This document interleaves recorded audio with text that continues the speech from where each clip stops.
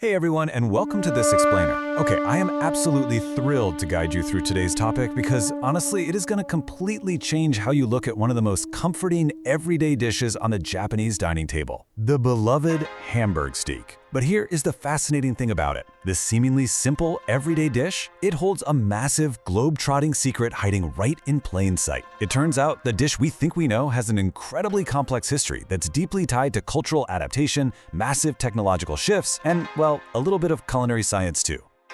To really wrap our heads around the mystery here, picture this funny, real-world anecdote from a recent Nikkei article.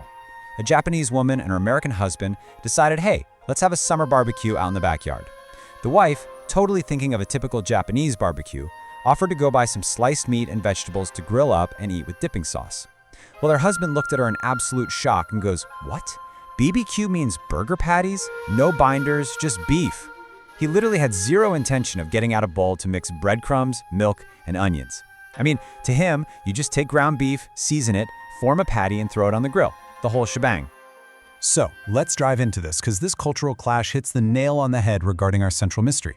On one side, we have the American approach, a 100% beef patty, zero binders, no fillers, grilled and eaten sandwiched inside a bun. Simple, right? On the other side, we have the Japanese Hamburg steak. It mixes beef with pork, uses binders like breadcrumbs and eggs, and it's served on a plate, eaten with a knife and fork, or chopsticks, alongside some veggies.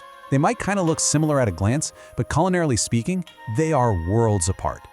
Now, here's where it gets kind of crazy, the terminology itself. If you fly to the US right now and try to order a Hamburg, you are going to get some seriously confused looks. Hamburg is actually wasei-eigo, a Japanese-made English term. In English, Hamburg is just a city in Germany. In the States, the meat itself is simply called a hamburger patty. And that plated knife and fork style dish we love so much, it basically doesn't even exist in American restaurants. The closest equivalent they have is actually meatloaf, which is mixed with veggies and eggs, sure, but it's baked in an oven. So it begs the question, if the Americans aren't eating our Hamburg steak, where on earth did it come from? Well, to answer that, we need to take a massive leap back in time. Let's move into Section 1, Global Roots, the journey of the patty. Tracing this timeline is quite a ride. The dominant theory actually traces the origin all the way back to the 13th century Mongol Empire. Imagine Tatar horsemen riding long distances. They often had to eat the tough, sinewy meat of old horses. To make it even remotely edible, they minced it up and added spices like onions and pepper just to kill the smell. And boom, the Tartar steak was born. Fast forward to the 16th century, and this idea arrives in the port city of Hamburg, Germany. The working class there adopted it, but for safety and, basic preference, they started actually cooking the minced meat over a fire. Then, in the 18th century, German immigrants carried this Hamburg-style steak across the ocean to the United States, where it evolved into the convenient, handheld hamburger we all know today. Finally, the concept makes its way across the Pacific, officially debuting in Japan in 1882. Now, you might be wondering, was it an instant hit? Actually, the reality was quite the opposite. This brings us to Section 2, a rocky debut, Meiji-era struggles. Get this, in 1882, the dish was served at a commemorative event for Japan's very first cooking school, which was the predecessor to the Akahori cooking school. At the time, the recipe was literally just minced meat and onions, no breadcrumb binders like we use today. But here is the wild part. Eating meat had only been legalized in Japan a decade prior, in 1872. The general public was still highly unaccustomed to it. So when they cooked these early Hamburg steaks over a charcoal fire, the neighbors actually lodged formal complaints about the unfamiliar smell of cooking beef? No way, right? And the struggles didn't stop there. For decades, the term Hamburg remained super obscure. It faced some really stiff competition from a very similar rival dish known as the Menchi ball, or mince ball. This rival dish was so popular, it even made its way into literary history, getting famously featured in Natsume Soseki's classic 1905 novel, I Am a Cat. Because the public largely recognized mincemeat patties as minchi balls, the name Hamburg was completely overshadowed. It was just a minor niche term all the way up until the mid-20th century. So, how did it go from a smelly nuisance to a beloved staple? Let's jump into Section 3, National Dish Rise to Popularity. The real turning point happened post-World War II. It was like a perfect storm of events. First, returning soldiers brought knowledge of these Western meat dishes back to their hometowns. Then, in the mid-1950s, the newly invented television started broadcasting cooking shows and anime that heavily featured the dish, cementing it right in the minds of the younger generation. But the absolute biggest game changer was technological. The widespread adoption of household refrigerators and freezers meant regular families could finally safely store minced meat. This was followed by the mass commercialization of prepackaged retort pouch hamburgers in 1962, and then chilled versions in the 70s.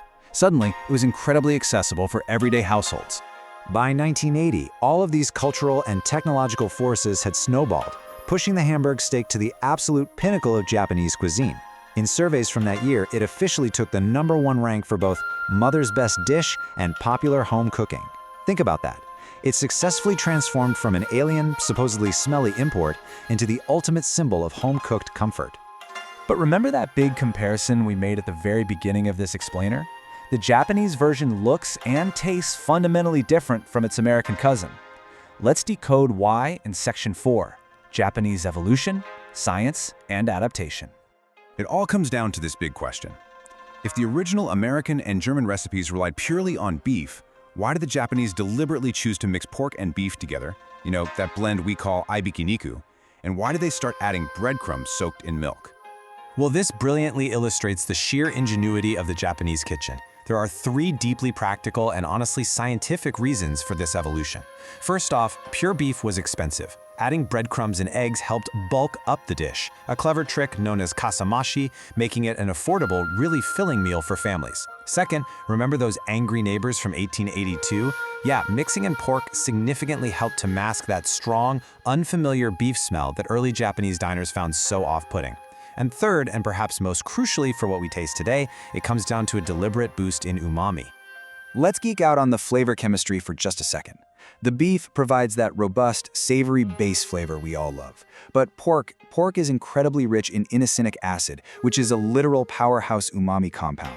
By combining the two, you aren't just diluting the beef, you're actually multiplying the savory depth and adding a tremendous amount of juiciness. Meanwhile, those breadcrumb binders don't just add volume, they physically trap those delicious meat juices inside the patty while it cooks. The result?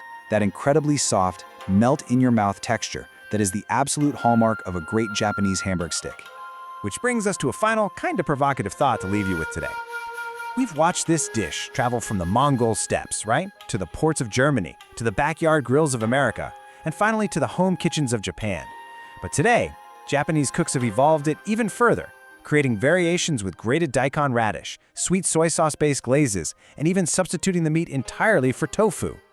So given how it's been perfectly engineered for the Japanese palate, totally focused on umami, softness, and local ingredients, is the Hamburg steak still a Western dish, or has it actually evolved into pure washoku, authentic Japanese cuisine? It's definitely something fun to ponder the next time you got into one. Thank you so much for joining me for this explainer, and I hope you walk away with a brand new appreciation for what's on your plate.